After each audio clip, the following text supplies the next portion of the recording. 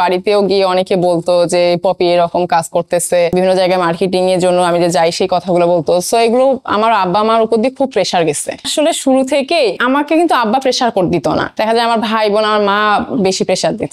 আব্বা দেখা যায় নিউট্রাল থাকতো, যে হ্যাঁ আমি যে আমার উপর একটা ভরসা ছিল যে হ্যাঁ আমি হয়তো ভালো কিছু করতেছি। আমিও আব্বাকে এটা বলতাম। আসলে এক একজনের ভালো লাগার জায়গাটা এক এক রকম এবং এক একজনের প্যাশনের জায়গাটা এক এক রকম। আমি সবসময় বিশ্বাস করি যে যেটা করতে পছন্দ করে সেটা হতে পারে জব বা হতে পারে নিজের কোনো একটা ছোট উদ্যোগ, যদি সেটা মনোযোগ দিয়ে করে, ভালো লাগা ভালোবাসা দিয়ে করে, তাহলে সেটা তার অবশ্যই ভালো লাগবে। আমি জবকেও ছোট হিসেবে দেখি না, কারণ সবাই যদি শুধু উদ্যোক্তাই হই তাহলে উদ্যোগকে এগিয়ে নেওয়ার জন্য কারা কাজ করবে, তাই না?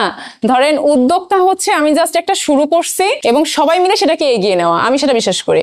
আমি যেমন উদ্যোক্তা আমি মনে করি আমি এখানে একজন জব হোল্ডারও, এবং পাশাপাশি আমাদের বিজনেসটাও একটু খারাপ যাচ্ছিল। তো তখন মনে হলো যে হ্যাঁ আম নিয়ে কাজ করা যেতে পারে। তো আমাদের যেহেতু ঢাকায় অনেক পরিচিত ছিল, আমরা একটা কুরিয়ারকে কনফারেন্স করলাম যে আমরা এই আম নিয়ে কাজ করতে চাই, আপনারা হোম ডেলিভারি করতে পারবেন কিনা। তো তারা রাজি হয়। তারপর আমরা এই 2020 থেকেই প্রিমিয়াম ফ্রুটসের যাত্রাটা শুরু। আমরা বাগানীদের থেকে আম নিলাম, ভালো মানের আমগুলো কালেক্ট করলাম, একটা প্যাকেজিং করে বাসায় পৌঁছালাম। তো দেখলাম সবাই খুব পছন্দ করছিল। তখন আমাদের মনে হলো এই জিনিসটাকে আর একটু গুছিয়ে করা যায় কিনা। তো আমরা চেষ্টা করি, মানে চিন্তা করি যে আরো প্রোডাক্টটাকে কিভাবে অথেন্টিক করা যায়, নিরাপদ করা যায়। তো আমরা প্রিমিয়াম ফ্রুটস আকারে যে কাজ শুরু করেছি এবং অগ্রিম ক্রয় চুক্তিতে কাজ করছি, তখন দেশের অনেক মানুষই জানে। তো তখন আমাদের মনে হলো এই সমস্যাগুলো তাহলে আমাদের একজন অ্যাডভাইজার যিনি, তার সাথে আমাদের আগে থেকে পরিচয় ছিল, তাকে বলা, তো তাকে নিয়ে আসা, তাদের সাথে কথা বলানো, এবং অনেক সময় আমরা যেটা করি একসাথে বৈঠক করা আর কি, একটা নির্দিষ্ট সময় একসাথে বসা, অনেকের সমস্যাগুলো শোনা,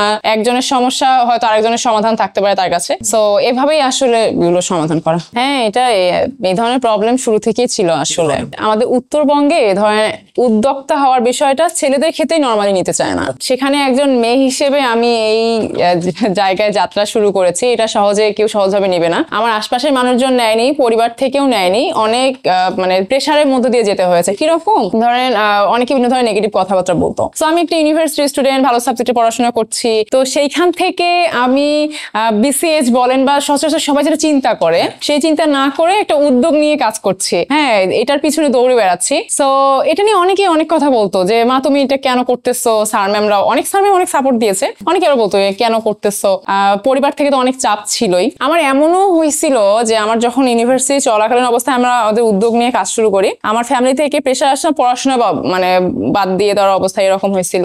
প্রথম আমাদের জার্নিটা শুরু হয় 2016 সালের পরে। ইউনিভার্সিটিতে যখন লাস্ট ইয়ারের দিকে ছিলাম, তখন আমরা নিজেরা সাংগঠনিক কাজ করতাম, সামাজিক বিভিন্ন ভলান্টারি কাজ করতাম। তখন মনে হয়েছে যে আমরা কিছু উদ্যোগ নিয়ে কাজ করতে পারি কিনা, যেটা নিতান্তই খুব প্রফিটেবল করার কোনো উদ্দেশ্যে করা হয়নি। এটা ছিল যে আমরা আমাদের রিজনের অনেকে স্টুডেন্ট যারা এসএসসি তে খারাপ করে, এরা ঢাকায় যায়, হয়তো কি গার্মেন্টসে কাজ করে কিংবা রিক্সা চালায় কিংবা বাদাম বিক্রি করছেন, এরকম প্রফেশনে যায়। এটা খুব ভালো আর্নিং সোর্স হয় না, ডিসেন্ট ওয়ার্ক হয় না। আমরা চেয়েছি এনাদেরকে একটা ডিসেন্ট ওয়ার্ক দেওয়ার কোনো একটা সামাজিক উদ্যোগ নেওয়া যায় কিনা। যেমন ছিল যে আমরা ওদেরকে যদি টেকনিশিয়ান বেজে ট্রেন করতে পারি, ফ্রিজ এসি এগুলো শিখতে পারে তারা রিপেয়ার করা, তাহলে হয়তো ভালো আয়ের একটা সুযোগ পাইলো এবং পাশাপাশি ওয়ার্কিং কন্ডিশনটা ডিসেন্ট হবে। তো যখন প্রথম আমরা শুরু করি তখন দেখা গেলো যে এটা আসলে মানে ঠিক সামাজিক উদ্যোগে ভলান্টারিলি যেভাবে কাজ করতে চাই সেভাবে করে আসছে না, এটাতে আরো সিরিয়াস টাইমের প্রয়োজন। তখন আমরা সিদ্ধান্ত নিলাম যে আমরা তাহলে এটাকে একটা বিজনেসের রূপ দিতে হবে, আমাদের নিজেদেরকে ইনভলভ হইতে হবে। তখন যেহেতু স্টুডেন্ট ছিলাম, আমাদের আয়ের উৎস ছিল না,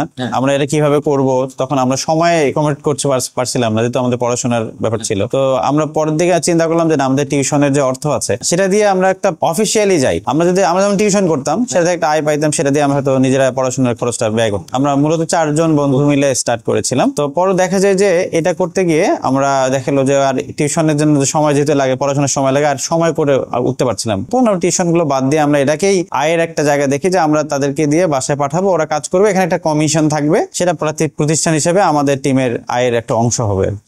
শুরুর অংশে অনেকটাই ভলান্টারি ছিল, তো মানে পরিবার থেকে এমনটাই যে হয়তো এটা শখের বসে ইউনিভার্সিটিতে মানুষ একটু অনেক সাংগঠনিক কাজ করে তারই অংশ হিসেবে। কিন্তু 1-2 বছর যাওয়ার পর তখন সবাই তো বুঝতে পারে যে এটা একটু সিরিয়াস আর কি, নিশ্চয়ই কোথায় কেরিয়ার বাদ দিয়ে এটাই করবে। তখন একটু বলতে শুরু করে যে একটু প্রিপারেশন নেওয়া জবের জন্য। তো আমরা যেহেতু এটাতে অলরেডি অনেক দূর চলে আসছি এবং আমাদেরও ভিশনটা ছিল নিজে কিছু করার, সাংগঠনিক অনেক আমরা যেমন সামাজিক কাজ করতাম, ভলান্টারি কাজ করতাম, করতে করতে একটা মানুষের সাথে কাজ করার একটা ভালো আগ্রহ তৈরি হয়েছে যে এমন কিছু করব যেখানে অনেক অনেককে উপকৃত করা যাবে, এরকম একটা ভিশন নিজের ভিতরে ছিল। 2020-এর দিকে এসে তখন একটা স্ট্রাগল যায় যে আমরা যেভাবে করে এগোচ্ছিলাম ছোট স্কেলে, এটা হঠাৎ করে থমকে যায় যে লম্বা সময় 2-3 মাসের মতো যখন আমরা শুরু হলো তার 2-3 মাস পরে তো লকডাউন স্টার্ট হলো, তখন বাসায় যেতে পারছি না। তখন আমাদের এনাদেরকে সবাইকে নিয়ে আমাদের যে টিম অলরেডি অনেকে এমপ্লয়েড হয়েছে আমাদের টিমে, তাদেরকে বেতন দেওয়া নিয়ে আমাদের বড় সমস্যা। করোনার পর থেকে তখন আবার আরো স্ট্রাগলটা এমন হয় যে এরপরে আমরা সন্দিহান হয়ে পড়ি যে আমাদের এই যেভাবে করে আমরা প্রতিষ্ঠানটা গড়ে তুলতে চাই আদৌ এটা হবে কিনা। তখন আমরা চিন্তা করলাম যে বিকল্প কিছু করা যায় কিনা। তখন আমাদের রিজনে উত্তরবঙ্গে তো আপনারা জানেন অনেকে যে আম অনেক ভালো হয়, আম লিচু ভালো হয়, তো এইটা একটা বড় চাহিদা আছে। তখন আমাদের সেম টিমটাকে নিয়ে আমরা আবার নতুন একটা ডিমেনশনে কাজ করা শুরু করলাম। তখন আমরা দেখলাম আমাদের রিজনে, বিশেষ করে নর্থ বেঙ্গলে, রংপুর, নওগাঁ, রাজশাহী এই বেল্টে প্রচুর আম ভালো হয়, দিনাজপুরের লিচু ভালো হয়, এটা দিয়ে কিছু করা যায় কিনা। আমরা দেখলাম যে ফার্মাররাও বিক্রি করতে পারছিলেন না ভালো, যেহেতু গাড়ি চলাচল অনেকটাই সীমিত ছিল, খুব প্রায় বন্ধ ছিল লং রুটের ট্রান্সপোর্টেশন গুলো, ব্যবসায়ীরাও এখানে আসতে পারছিল না, এখানে খুব কম দামে তাদেরকে সেল করতে হচ্ছিল, কিংবা অনেকগুলো পেকে যাচ্ছিল অতিরিক্ত, মানুষ ওয়েট করতে করতে হয়তো লকডাউন খুলবে এই আশায় ছিল, কিন্তু এতে করে ফল নষ্ট হচ্ছিল। তখন আমরা চিন্তা করলাম যে ডিফারেন্ট কিছু করা যায় কিন্তু। তখন আমার পার্টনার, আমার যে এখন ওয়াইফ উম্মে কুলসুম পপি, ওরও একটা ফল নিয়ে একটা আগ্রহ ছিল, তো একটা পজিটিভলি চিন্তা করে যে আমরা ডিফারেন্ট ফল নিয়ে কিছু একটা করতে পারি কিনা, শুরু করতে পারি কিনা। তখন আমরা প্রিমিয়াম ফ্রুটস নামে আমাদের 8টা প্রতিষ্ঠান লঞ্চ করি। তো এখান থেকে আমাদের আবার ফল সরবরাহ শুরু হয়।